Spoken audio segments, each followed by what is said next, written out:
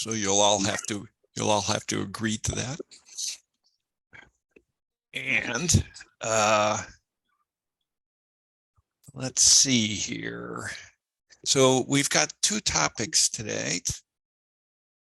This should take less than an hour. And let me share my screen. I'll leave everybody unmuted for right now. If any of you get lively or frisky, I will mute you as we go. So, but it's easier if you just kind of leave it open, so you can ask questions anytime. Can you all see that? Yes. Yes. Okay, thank you. Let me, I have to rearrange my screen here to get everybody. So our two topics today is the, what are all those other channels used for on the yellow radio? And the other topic is just to kind of give you an update about what's happening with the power outage actions, and what we're there's kind of an ongoing thing happening. So first I'm going to talk about what are all these other channels used for. So some of you might have one of these little things, one of these channel cards that has the zone thing on the back and the different channels on the front. This is the channel card here, and we're kind of just gonna go through and explain what these various things are used for. John, real quick, that you've updated the card to include the new channels? Yes, and that's what's in red there are the new channels that are in the new programming that we're doing tomorrow. And we'll talk about what those are. And you can tell what version of the channels that you have. Channel 0, if you go down here, channel 0 is the version number. So for instance, you should, if you're not a ham, you'd have 230123G, that's for GMRS. And if you have a ham version, it's H for the ham version. And the ham version's got a lot more channels on it than the GMRS version does. So this card, when I send out the presentation to everybody, you can actually download this card now. It's actually up on the Yellow Radio website, and you can download it now if you'd like. So let's kind of run through these real quick. Kind of the first batch of them is the ham repeater channels, and there's 5 ham repeaters. And what I've done here is have this little map that shows where the actual repeaters are. And channel 3 is Angora, which is over here, kind of just west of or east of Arch Cape, and it's actually a repeater up on the top of Angora, and it's a solar powered repeater, and so that's pretty unusual up there. And then Manzanita, that's the good old 005 that we use every week. That's down at the water tower and in Manzanita. Then channel 12 is what's called the portable repeater. So Bruce and Bill have come up with a portable repeater that in case something happens and we need a repeater someplace, they can, it's a kind of a repeater in a suitcase. So you can go up and they could hook up an antenna to it and a battery, and you'd be all set to go. So it's a lot lower power and such, but it can serve an important purpose for emergencies. And then the channel 12, that's the, channel 14, that's the new Neocani repeater up on the top of Neocani. If you ever hike up there and kind of take the wrong direction on one of the trails, you'll end up at a repeater site up there that's got all sorts of things from so the TV translators are up there for all the TV channels, public services up there, there's some cell sites up there. So it's a big site, repeater site, and we've got our little repeater up there too, thanks to that grant that we got last year, and to Bruce and Bill and company from the infrastructure team getting it actually put up there. And then we've added number 22. So the Neocani 14 and 22. Those are the two new ones, the new ham repeaters. The 22 is Cannon Beach now has a ham repeater on the north end of town, and it's connected to a beam antenna, which is a directional antenna, and it happens to be pointed south. And it's not likely that we can hit it in Manzanita, but we kind of have mutual aid agreements with the different communities, and if for some reason Cannon Beach needed some ham help, we could send people over there, and they'd have that programmed in ahead of time. And then the little stars indicate that these are the channels that are scanned. And so if you ever want to, as we'll go through, I'll point out which channels are scanned. And if you ever want to scan, you maybe didn't know that your yellow radio was a scanner. All you have to do is hit the little star scan button, hold it down, long press, hold it down, and it'll start scanning the scan channels. And it'll stop. If it hears something on the scan channel, it'll stop until the signal goes away, and then it keeps on going. So it's kind of handy to have that on, and you can, to stop it scanning, you just hit any key. Hi. Okay. So I have it on.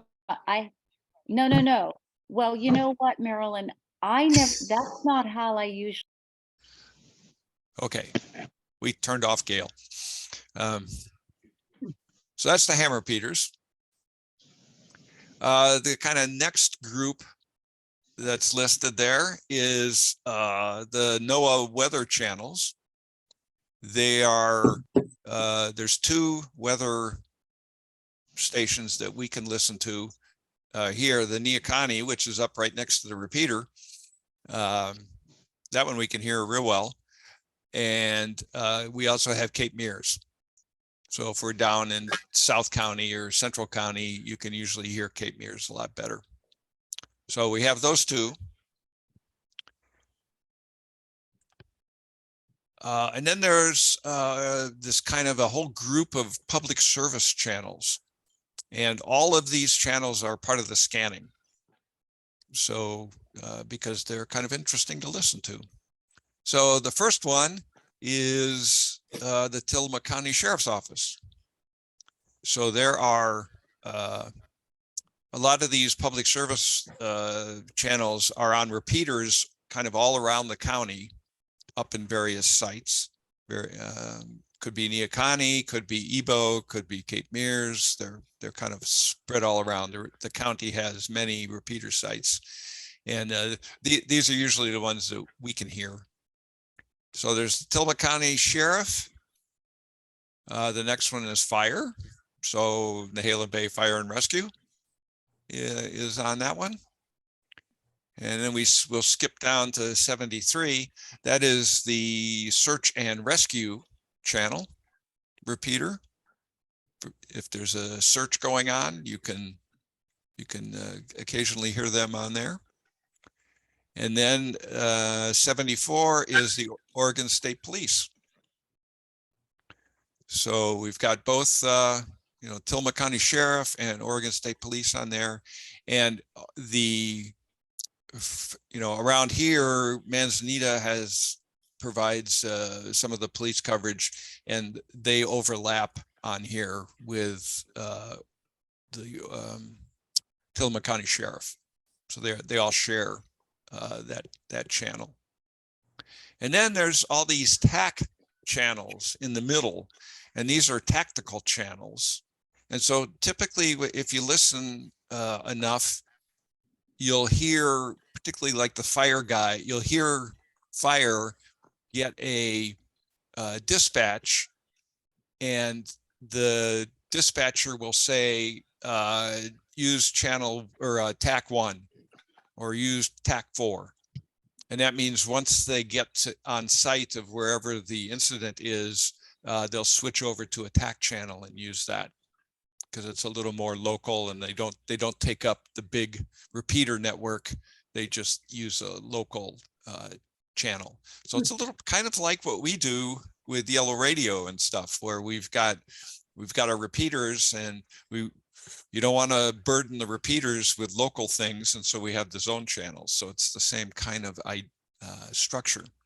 But now TAC 1 and TAC 4, those tend to be the ones you'll hear used the most. If there was a big issue, then you might hear the other TAC channels getting used. Okay. Then there's a whole bunch of marine channels. We're on the coast, and so we could be called upon to do something with the Coast Guard. And the two big ones here are the Marine 9, which is the boater calling. That's kind of the general use channel. And then 16, which is channel 79, that's the international distress channel. And if you want to know what the other ones are used for, you can just Google marine channels, and they'll give you a list of, you'll see lists of what all the other ones are used for. They have very specific uses usually. And all of those are scanned as well. Okay, so that kind of covers all of the red side of the card. So we've covered all the red side of the card. And basically the red means you can't transmit. So if you forget or something and you go hit the push to talk button, it'll just, it won't do anything. So you don't have to worry about transmitting on those channels. We've turned off that ability. But all the rest of them you can transmit on. So kind of moving it to the left side, or excuse me, the right side, these are the EVC and B operational channels. They're the MERS, which is multi-use radio service. I think that's what it's called, MERS. And then there's regular GMRS channels that we use, that we've relabeled as ops 1 through 5. Now these are kind of short range radio to radio. They're simplex channels, just like our zone channels are. So they're kind of just within a small geography. They're not repeaters or anything. And they're not assigned. They're for special purpose, kind of as you need them. You might get asked to switch to one of these channels. So if you're operating in a shelter, or within an assembly area, you might be assigned one of these channels to coordinate within the shelter or assembly area. CERT teams might be assigned one of these channels. And they're also kind of a refuge if there's interference on one of our regular channels. We can move over and use one of these ops channels. You know, one of the things we worry about is using GMRS, is that anybody can use GMRS, and you can buy radios at, you know, Costco and stuff, and that operate on these frequencies. And so if there's a lot of people in town, if you've ever scanned your zone channels, you can hear all sorts of, you know, activity during the summer of families coordinating and all that, and kids playing around and all that kind of stuff. And so if that gets to be a problem, we can move over to one of these other channels and hopefully avoid that. The MERS channels, businesses tend to use those. If you're like in Walmart and you've got everybody's talking on their headphones and stuff with radios, they're typically, they would be using a MERS channel. And so not everybody has those radios. It's not a family oriented thing. So that MERS channels might be valuable for us to kind of avoid interference things. And that's why we're going to, you know, we'll practice that on some, sometimes we'll ask you to, you know, move your zone channel to a MERS channel. And so people get practice changing over to those things. So that's operational. There are 4 GMRS repeaters on the yellow radio. The 117 is the repeater in the Halem on top of NCRD. And that's the one that that's the megazone. That's all the up North Fork and out that way coverage that the 119 doesn't cover. And then we have good old 119, at Manzanita on the water tower, next to the water tower. And then the next 2 are new ones. The 121 is now the Rockaway Beach repeater. And then 122, Cannon Beach has a GMRS repeater now. So that's where the channel that they're on. So it's interesting how Rockaway and Cannon Beach, we've kind of worked with them to, they like how we've done things here. And so they're kind of mimicking our structure. So they have both GMRS and ham repeaters, and then they've got other, they've got their own kind of zone channels that they use and stuff. So it's, we're all kind of using the same architecture for the radio stuff.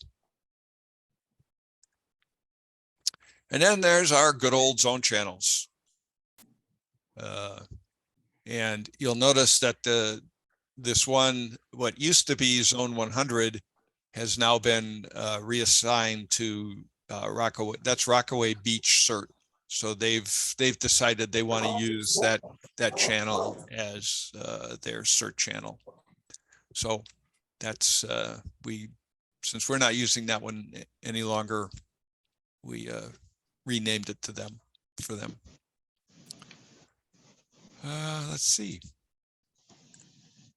I think that's it. Any questions on the channel card? Yeah, John, are we gonna, I noticed as you're running through all the numbers, I'm punching them into my phone and I see a lot of vacancies there or things that aren't done. Can we also bring our base stations in for programming? For the ham stuff, sure, yeah. Or this is tomorrow before the anniversary party, right? Yeah. Yeah, Right. as long as, what kind of base station do you have? Kenwood, same thing you guys got in your, Oh, okay. Yeah, that should be fine. I mean, what we have to do is we have to make sure that we've got the right cables to right. connect. But that one, Bruce is going to be there tomorrow, and he's got the I believe in Bruce. he's got the stuff to do the Kenwoods.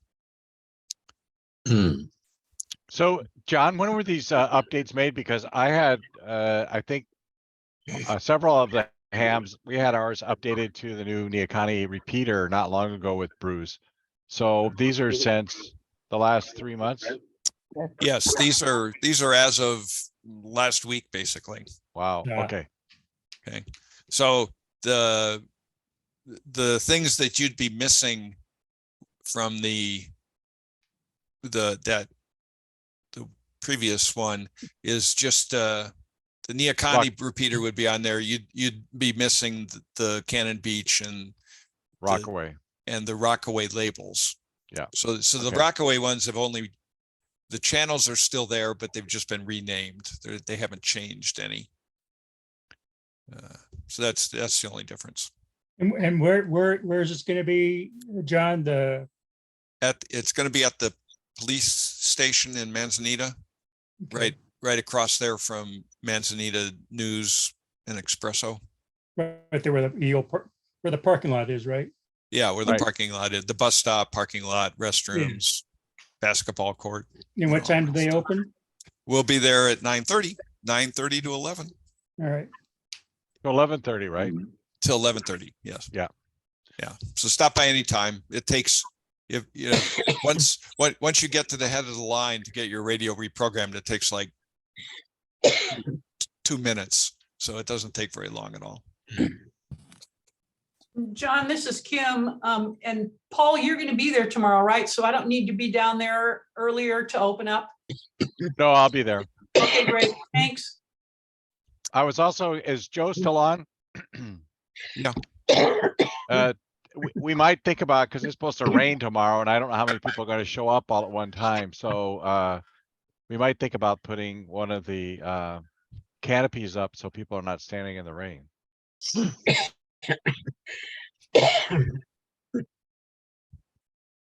Were you asking me to come and do that? I could put it up as if we can use one of the CERT, aren't the CERT canopies there? Yeah. Okay, Go ahead. I think that's a great use of them. okay, Yeah. Good. That's good. We'll help you set it up too. thanks. All right. Okay, moving on to the power outage.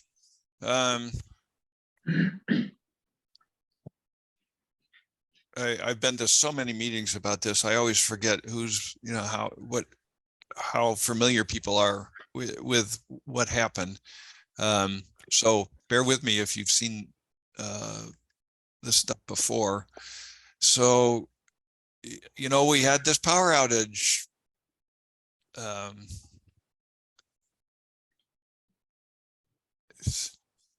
should be 12/26. 12/26. Yes, it I should. just realized.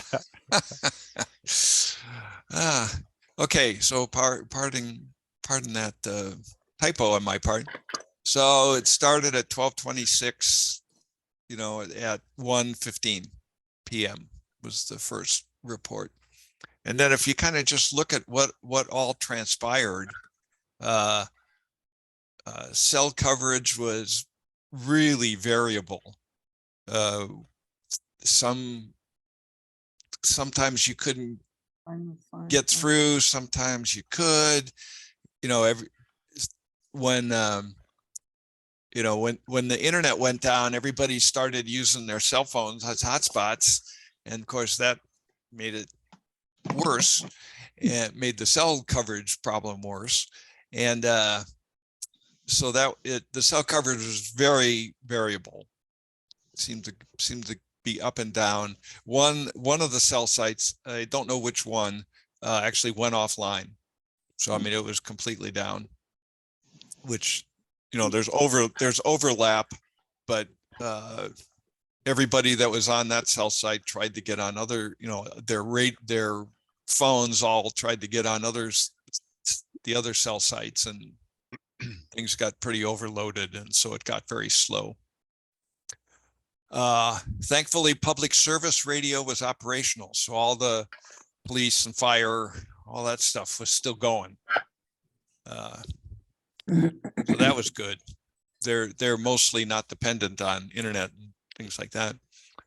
Spectrum Internet and RTI. Boy, I need to. Where's my editor when I need one? Yeah, where you been?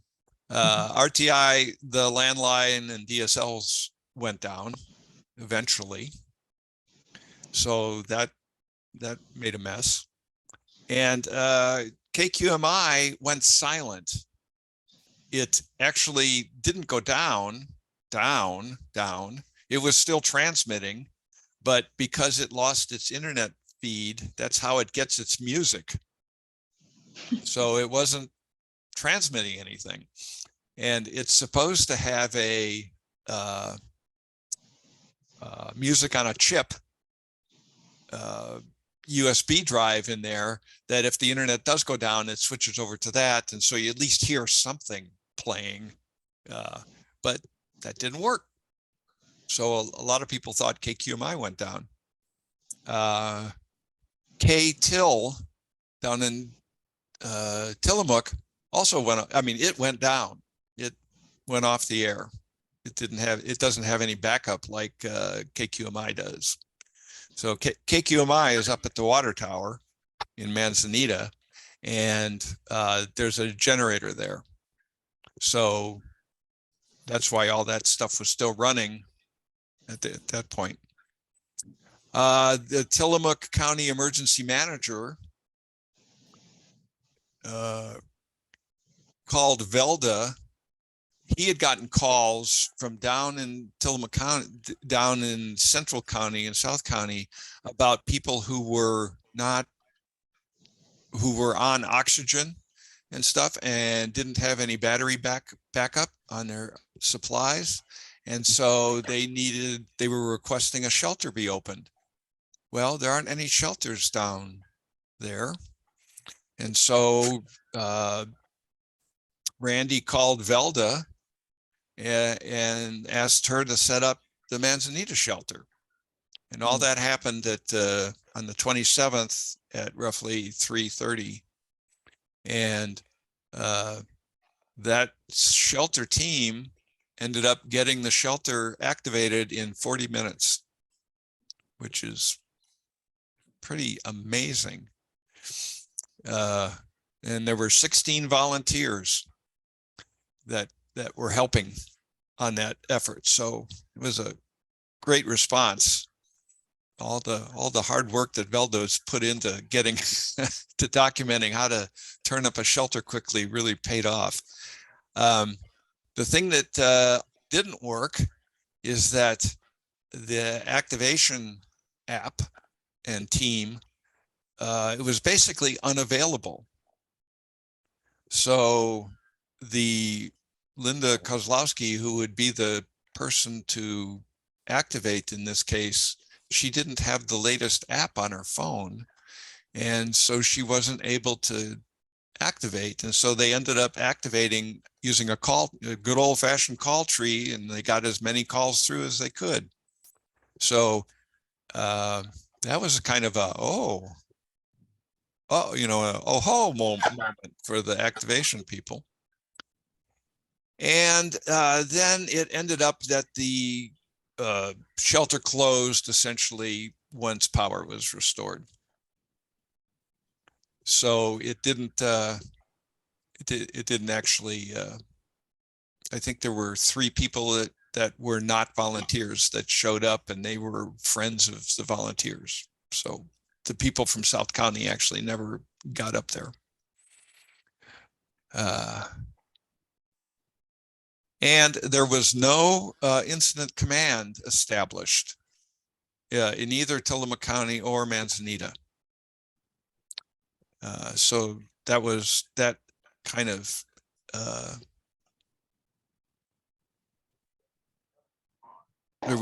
people didn't know what to do, basically. Another aha moment. Yeah, another aha moment. So that's kind of what happened. I think it was 36 hours, something like that, for the total outage. And it was this kind of rolling thing because Tillamook, or the PUD, really didn't provide a lot of information about when expected and things like that. So that was part of the other aspect of it. So,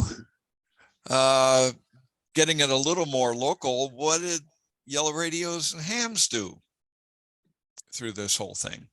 Well, you know, we tell everybody go to 119, and unfortunately, I wasn't here. A lot of the people, the kind of MCOM leadership people weren't around. We were in Margaret and Margaret was in Portland. I was in Portland. So there was kind of this vacuum. 119 was, there were people went on 119, showed up on 119, and information was exchanged on 119 about what people were hearing with TPUD and all that kind of stuff. But it was very disorganized and wasn't, you couldn't count on being able, you just kind of had to be listening the whole time in order to catch, in order to catch things. So there was kind of it was good that people went to 119. That's what we want them to do, but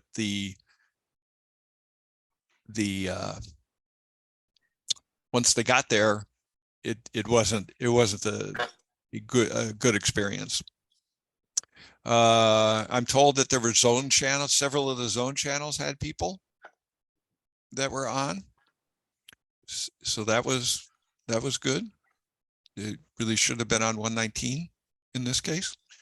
And then the two local ham repeaters, 005 and the new one, 014, there was some activity, but basically nothing. No emergency related activity on those channels. And EBO, which is channel 001 on your yellow radio, that is the Tillamook County emergency repeater, the official one. That's the one that the county relies on for emergency services, and that one was quiet.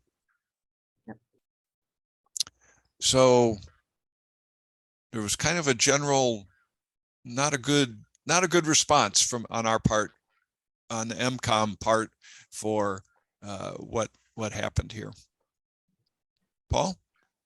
I think Bob was on the Neocani monitoring that. He and I had talked a couple of times, but he didn't have anybody get on it because most people didn't have that in their radios yet. But but it 105 was sort of like 119. People got on, exchanged information, but there really wasn't any formal net control or anything of that nature. Yep. So based on all this, people were kind of, the EVC leadership was kind of, okay, we really need to, this was a great learning experience. Nobody died. And so, that's, we really need to work on improving, what was a fairly minor outage or power outage. We need to do a much better job in the future. So what's been happening in the interim is that there have been some small task forces created where the objective is for EVC to kind of get our response together, act together, and work with the emergency managers, which in this case it's Dan Wetzel in Manzanita and Randy Thorpe in Tillamook, down in Tillamook, and to address some issues that came up from this. And the two kind of big ones are what really constitutes an emergency. You know, we get enough power outages around here that last 15, 30 minutes, something like that. You know, does that constitute an emergency? And if not, then how long, you know, at some point extended power outages are an emergency. So how do you handle this kind of rolling emergency? And in the case of this is incident command and emergency operations center, how do you activate those and how do you staff them? So, you know, we have the emergency management staff in Tillamook County is one person, and the emergency management staff in Manzanita is one person. And so you end up with those two guys are going to be dependent on others to fill up the ranks of an incident command organization. And so how do you do that? It's all going to be volunteers essentially. So that's going to be a big topic. And in fact, Dan Wetzel, there's just been some planning starting on doing a big exercise in May, a tabletop exercise regarding that. So that's one thing. The other thing is, how do we get information to and from emergency management? You know, so ideally Tillamook PUD would be giving updates to the emergency management down in Tillamook, and they would be relaying that information out to the public in various ways. And how do you do that when the various infrastructure thing, you know, if cell phones aren't working and the internet's not working, there's radio. Well, how does radio get there? And so for us, it's how do you get that to yellow radio users? Because that's how it's going to come in. So that's the other thing. How do you make that when everybody goes to 119, assuming 119 is working, how do you get that information to them in a reasonably, you know, efficient manner? And then if 119 isn't working, how do you get it to the zone channels in a reasonably efficient manner? And then if for the people who don't have yellow radios, how do you get it to KQMI in an efficient manner? So that's another topic area. And then we've got the work to do on the activation app to to make sure that the right people have the latest version and stuff so that they can push the button. John, what is the activation app? Okay, good question. When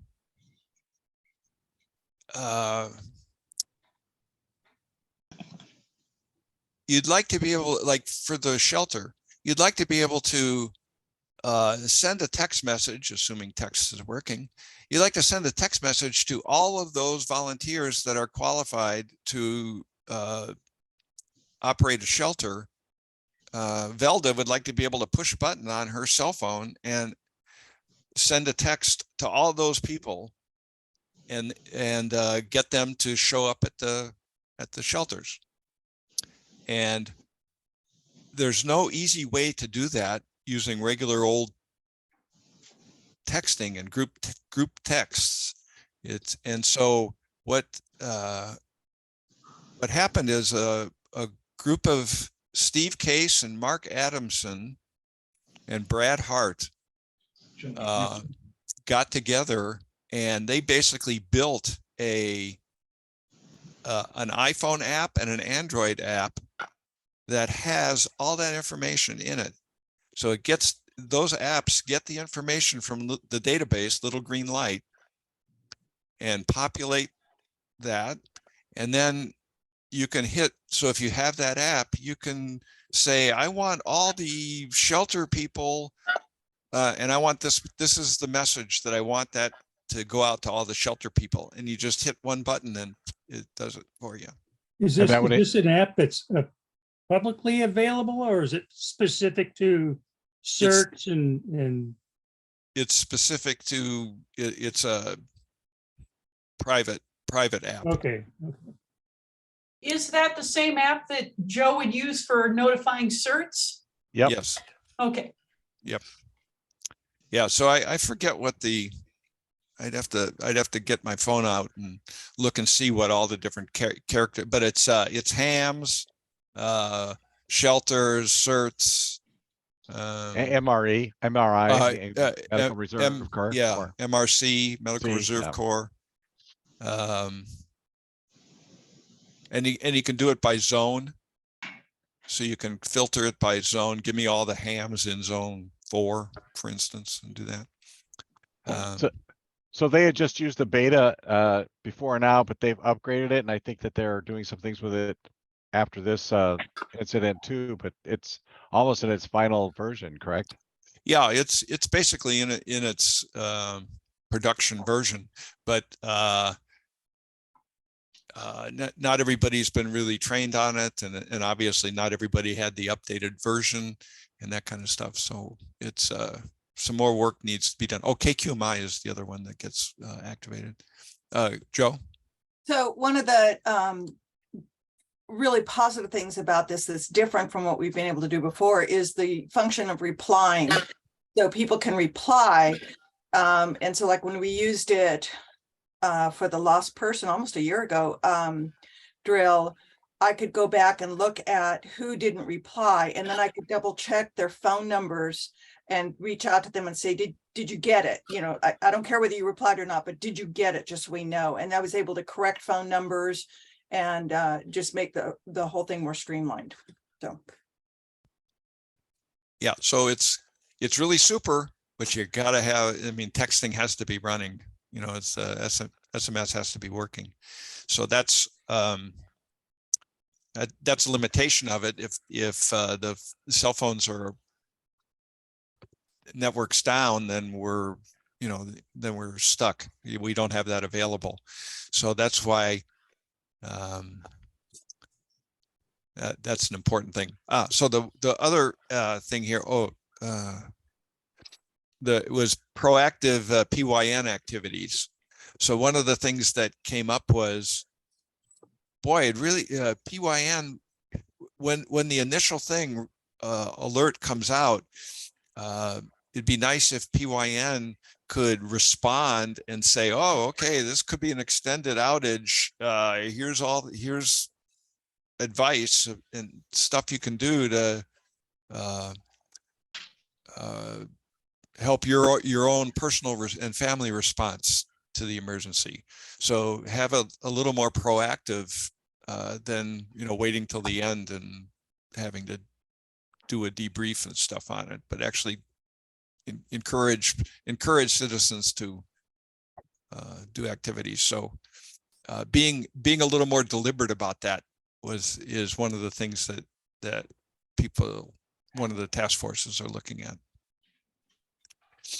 So the other part is communications, and AUXCOM is a formal name that stands for auxiliary communications, and that's what the emergency managers rely on when things aren't working. You know, communication things aren't working. That's AUXCOM. So for us, AUXCOM is yellow radio and hams basically, and we're there when when internet's not there and when cell phones not working very well and that kind of stuff. So what specifically are AUXCOM activities, responses to this thing? And so one of the things is we're going to update the ham and yellow radio standard operating practices. So which means basically make sure that we've got default, everybody knows to go to this channel. And if this repeater channel, and if the repeater's not there, then they know to go to this simplex channel. So the yellow radio people, we've pretty much got that pretty good. Go to 119. If 119 is not there, go to your zone channels. So yellow radio is pretty well got a good basic SOP. The hams don't yet, believe it or not, right? The hams don't have that. So that's one thing that we need to do. And then we need to worry about the kind of announcement timing. Do we tell people, okay, you can count on that on the hour, every hour, there's going to be an announcement about what's going on. So you don't have to like be listening the whole time. You can, that, okay, there's going to be a summary briefing announcement on the hour or on the half hour or something, and basically have that timing set up by default. You might decide that if the default timing is an hour, you might decide, well, that's not often enough for this emergency and we'll do it every half an hour, but at least you'd announce that every hour, right? So you could get people resynced on it, but we need to have a default one that everybody can count on all the time. And then we need to also figure out how do we make sure there's a net control available, and what does that net control do for the different situations.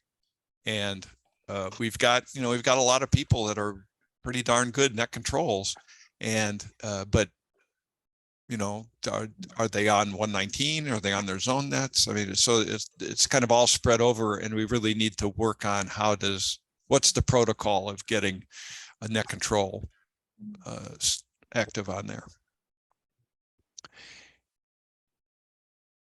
And then Oxcom refresh, Randy Thorpe and Dan White, those are the two emergency managers. And they really don't have a way, Dan does, Randy doesn't have a good way to kind of activate the Oxcom things.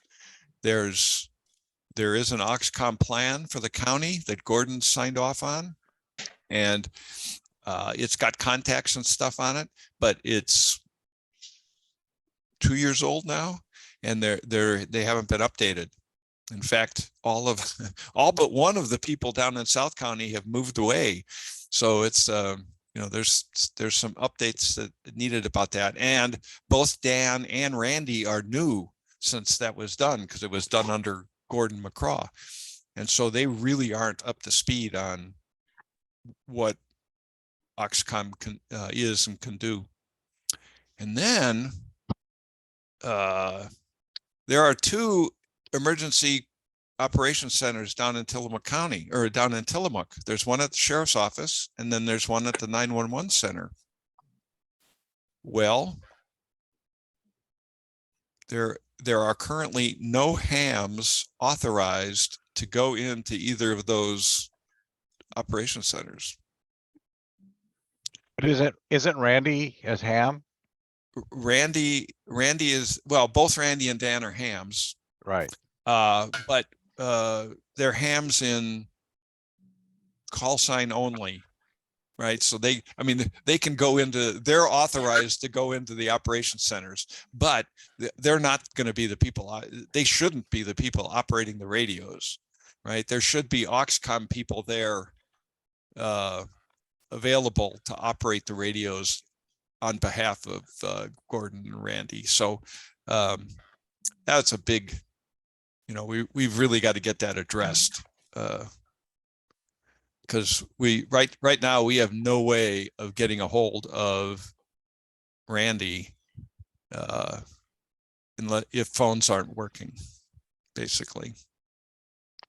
So that's a big deal. And then down in Central County, there's a bunch of hams down in Central County, but none of them are trained in Oxcom related things. And South County is they have a very limited number of hams down there. So anyhow, so that's a big there's a lot of Oxcom stuff to do with this. So we and also all of these have activities going on to try to, you know, get as far along with these as we can. And yeah, I think you'll see there's going to be a bunch of exercises and stuff coming out this year, and they're all kind of addressing different pieces of this to get some experience, to try things out and get some experience doing it different than we have been doing it.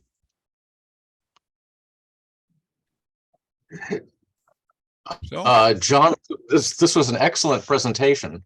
Fantastic. One of the things that you were assuming through all of this is, well, the telephone system is going to be down.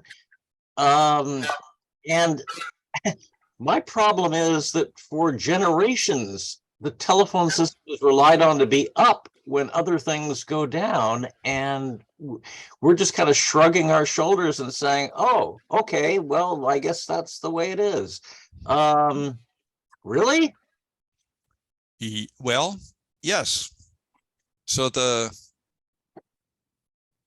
real crux of the matter is that the traditional phone system, landlines, were, you know, they're wires in the ground or on poles, and those are anything that's on a cable, whether it be internet or landline telephone, or DSL, is not going to survive a major, you know, earthquake or event. So it's I know the thing about landlines being a source for, you know, being a good backup source for like when cell phones are down and all that kind of stuff. Actually, that was true at one time, but that's old technology. old information. And in fact, the cell phones actually are a whole lot better these days than a landline would be, because like the cell site that's up at the Akani, right? It's got a generator up there, propane generator that'll run for a minimum of 4 days without refueling. And and then you've also got like Paul was talking about, the cow, the cell on wheels that we have. Where it's it's stored at the police station. If we need to have internet and cell, we just can roll that out, set up the satellite dish, and set up the cell tower antennas, and we've got Wi-Fi and internet and cell right there. Yeah, And I thank you for that. I just would just like to destroy the illusion that hanging on to our 368 number is somehow a smart thing to do, because we're about ready to drop ours. yeah, I you know, the experiences too, so much of that old landline technology is based on electronics that is battery powered and stuff. I mean, you're probably your cell phone, or I'm saying your landline phone, you probably have wireless phones with it that have batteries. And, you know, even if you have the old Princess style phone that, you know, plugs in, that doesn't have a battery in it, the equipment that connects to at the RTI box down the street does have batteries in it. And when those batteries die, you know, there's not going to be a service guy coming out and replacing those. So yeah, yes, the illusion, it's an illusion that 368 numbers are good for emergencies. Sad to say. That you can tell, don't tell RTI I said that, but yeah. Paul? Well, they kind of proved themselves with the last one when they weren't available, because they didn't turn their generators on. But even then, it was like things went down. The thing I'm concerned about with the cow though, is that we store it at the old fire station, which is in the inundation zone. It's fine under certain circumstances right now. But when are we going to address that? Is there some other, we've asked this question before, but I've really not got a solid answer when we could get it somewhere where it's out of the inundation zone, even if it was to make some kind of an MOU with the fire station to have it above where, we'd be in harm's way. Yeah, I mean, it will be at some place that will be, the other aspect of it is that it's got to be accessible to the necessary people. And sometimes at the fire station, that isn't the case. So it'll be in a safe place when there is a safe place that's more universally accessible, I think. The other aspect that we haven't mentioned is Starlink for internet, right? The satellite internet. Does anybody have Starlink here? In this crew? No. Well, they've I do have Starlink, and but it's a portable thing, so I throw it in my car, and I can drive up to Underhill and set it up, and it runs off of 12 volts, and so I can have 150 megabits of internet up there in an outage. Because I wasn't here, I didn't have the opportunity to actually go and do that during this outage, but it would have been a great exercise.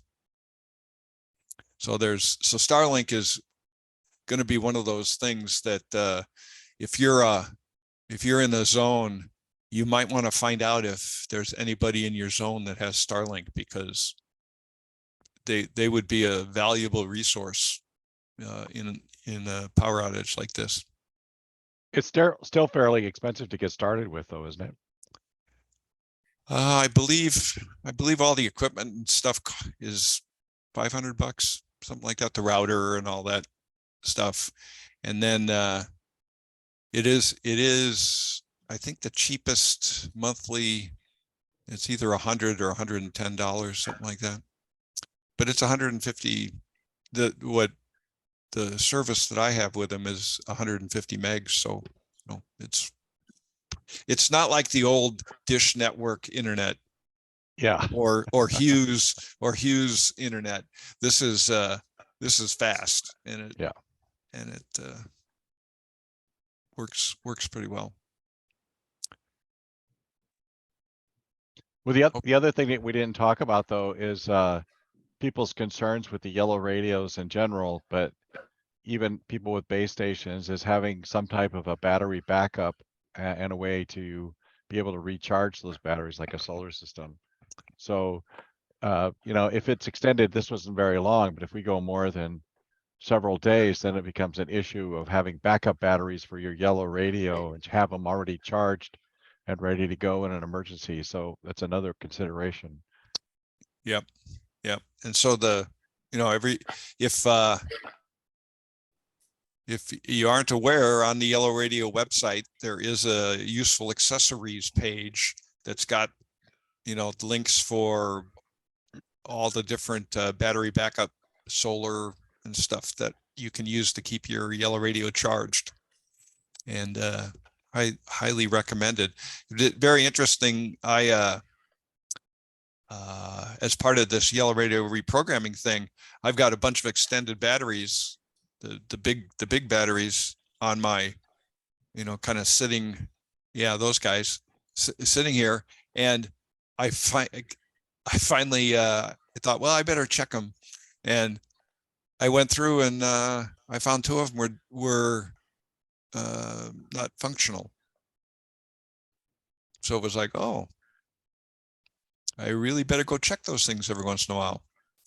And so that's, an important thing when we say check that your radio's charged and the extra batteries are charged and things like that. the battery that was busted is sitting over there in the charger with a green light on. And it wasn't until I, went and took out the battery and put that one in and turned it on and nothing happened.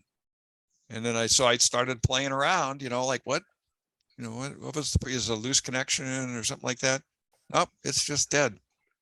And unfortunately, some of these chargers, this one in particular, an empty socket will show with nothing plugged in, it shows green.